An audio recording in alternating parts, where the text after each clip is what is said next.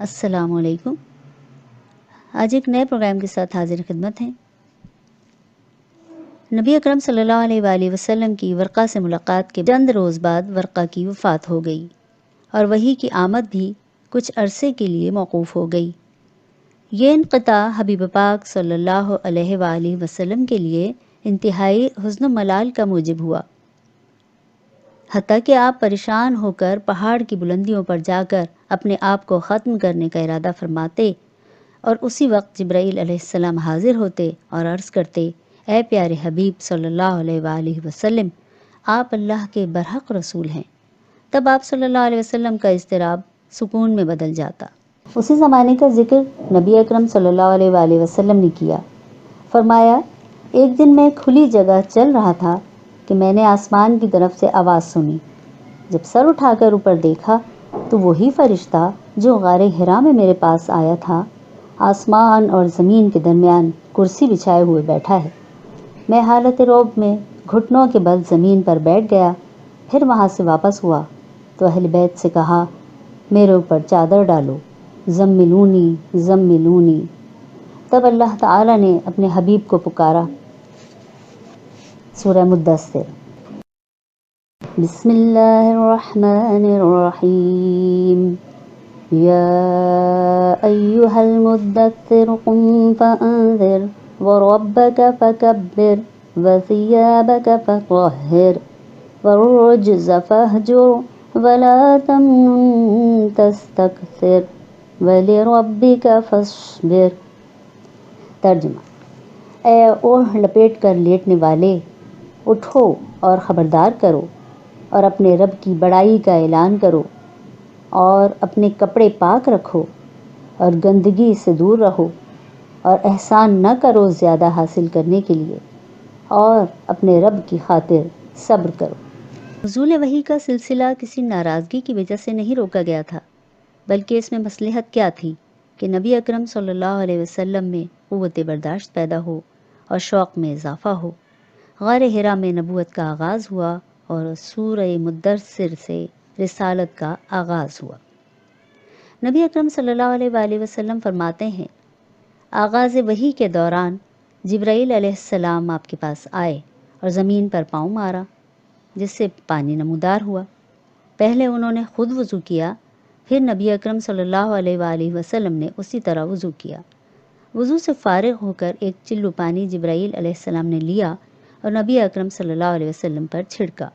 اس کے بعد جبرائیل علیہ السلام نے 2 رکعت نماز پڑھائی۔ آپ صلی اللہ علیہ وسلم نے اقتدا فرمائی۔ اس وقت سے آپ صلی اللہ علیہ وسلم پر 2 وقت فجر اور عصر کی 2 رکعتیں فرض ہوئیں۔ پھر معراج کے موقع پر 5 وقت کی نماز فرض ہوئی۔ نبی اکرم صلی اللہ علیہ وآلہ وسلم نبوت کے ابتدائی ایام میں لوگوں کو خفیہ طور پر اسلام کی دعوت دیتے۔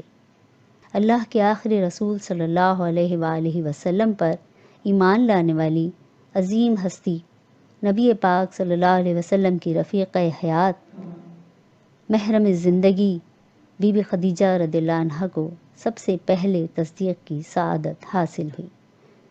روئے زمین کی پہلی مومنہ خاتون، نبوت کی 13 سالہ مکی زندگی میں 10 سال مونس و غمگسار رہیں۔ ماں کے ساتھ 4 بیٹیاں بھی اسلام لے آئیں۔ بچوں میں نبی اکرم صلی اللہ علیہ وآلہ وسلم کے زیر پرورش آپ علیہ السلام کے چچا کے بیٹے حضرت علی رضی اللہ عنہ ایمان لے آئے۔ بعثت سے پہلے کی بات ہے کہ حضرت زید بن حارثہ رضی اللہ عنہ 8 برس کے تھے کہ ایک سفر کے دوران ڈاکوؤں نے اغوا کر کے عرب کے بازار عکاظ میں فروخت کر دیا۔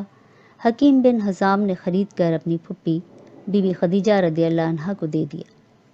انہوں نے شادی کے بعد نبی اکرم صلی اللہ علیہ وآلہ وسلم کی خدمت کے لیے وقف کر دیا۔ اس وقت حضرت زید رضی اللہ عنہ کی عمر 15 سال تھی۔ ایک عرصے کے بعد باپ حاضر ہوئے اور فدیہ دے کر لے جانا چاہا۔ نبی پاک صلی اللہ علیہ وسلم نے فیصلہ زید پر چھوڑا۔ انہوں نے باپ کے ساتھ جانے سے انکار کر دیا۔ پھر اس وقت سے زید بن محمد کہلاتے، اور سورہ احزاب کی آیت میں ممانعت آنے کے بعد اپنے اصلی نام سے جانے لگے، یعنی زید بن حارثہ۔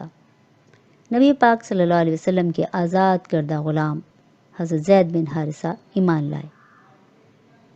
آزاد مردوں میں سب سے پہلے بنی تیم کے سردار، صاحب ثروت، حلیم و بردبار شخصیت حضرت ابو بکر رضی اللہ عنہ ایمان لائے۔ اسی لیے ارشاد نبوی ہے صلی اللہ علیہ وسلم، میں نے جس کسی پر اسلام پیش کیا وہ اس سے کچھ نہ کچھ ضرور جھجکا، سوائے ابو بکر رضی اللہ عنہ کے، کہ انہوں نے اسلام قبول کرنے میں ذرہ برابر بھی توقف نہیں کیا۔ نبی اکرم صلی اللہ علیہ وسلم لوگوں کو خفیہ طور پر اسلام کی دعوت دیتے اور حضرت ابو بکر بھی خفیہ طور پر دعوت دیتے۔ جس کے حق میں یہ سعادت لکھی تھی وہ اس سے بہرہ ہوئے کچھ نوجوان اور بعض فقراء اور مساکین۔ اس وقت تک کفار اور مشرکین وغیرہ آپ کی دعوت اور ملت و مذہب پر اعتراض نہیں کرتے تھے۔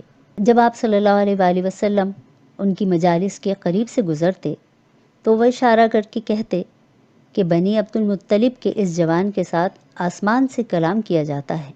حضرت عفیف کندی کا بیان ہے کہ عطر کی تجارت کرتے ہوئے حج کے لیے مکہ آئے۔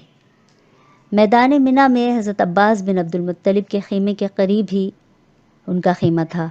قریب کے خیمے سے ایک شخص برآمد ہوا، اچھی طرح وضو کیا، وقت کا اندازہ لگانے سورج کی طرف دیکھا، پھر نماز شروع کر دی۔ اتنے میں ایک عورت خیمے سے نکلی اور ان کے پیچھے کھڑی ہو گئی۔ پھر ایک لڑکا بھی خیمے سے نکلا اور ان کے ساتھ کھڑا ہو گیا۔ میں نے عباس سے پوچھا یہ کون ہے اور کیا کر رہے ہیں؟ کہا یہ میرا بھتیجا محمد بن عبداللہ ہے صلی اللہ علیہ وسلم۔ یہ خاتون ان کی بیوی خدیجہ بنت خویلد اور نوجوان علی ابن ابی طالب ہیں۔ یہ نماز پڑھ رہے ہیں اور ان کا دعویٰ ہے کہ وہ نبی ہیں اور ان کی تصدیق انہی نے کی ہے۔ عفیف بعد میں مشرف با اسلام ہوئے تو کہا کرتے کاش میں اس وقت مسلمان ہو جاتا۔ پہلی وحی کے نزول کے ساتھ ہی نبی اکرم علیہ السلام کو منصب نبوت کی ذمہ داریوں کا احساس ہو چکا تھا۔ اگرچہ دعوت و تبلیغ کا اعلانیہ حکم نہیں آیا، پھر بھی آپ صلی اللہ علیہ وسلم لوگوں کو چپکے چپکے سمجھاتے رہے کہ اللہ ایک ہے اور وہی بندگی کے لائق ہے۔ انسان کو مر کر دوبارہ زندہ ہونا ہے اور اس وقت اس کے اعمال کا حساب و کتاب ہوگا۔ اللہ ہی بندگی کے لائق ہے۔ یہی توحید کی تعلیم تھی جو اس زمانے میں موضوع تبلیغ تھا۔ ہرچند مکہ کی سرزمین دین حنیف کے پیروکاروں سے ناواقف نہ تھی، لیکن یہ عقیدہ ان کی ذات تک محدود تھا۔ عرب میں توحید کی آواز نامانوس نہ تھی، لیکن دعوی نبوت حضرت ابراہیم علیہ السلام اور اسماعیل علیہ السلام کے صدیوں بعد سنایا گیا۔ اس لیے ابتدائی 3 سالوں میں یہ پیغام انہی لوگوں کو سنایا گیا جن کی فطرت سلیم اور کان حق آشنا تھے۔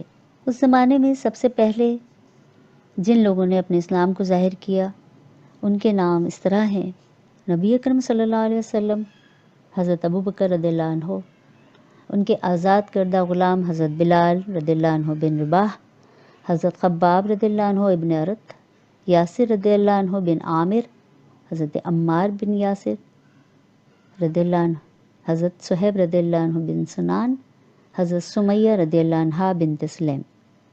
سامعین، آج کی گفتگو کا یہاں اختتام کرتے ہیں۔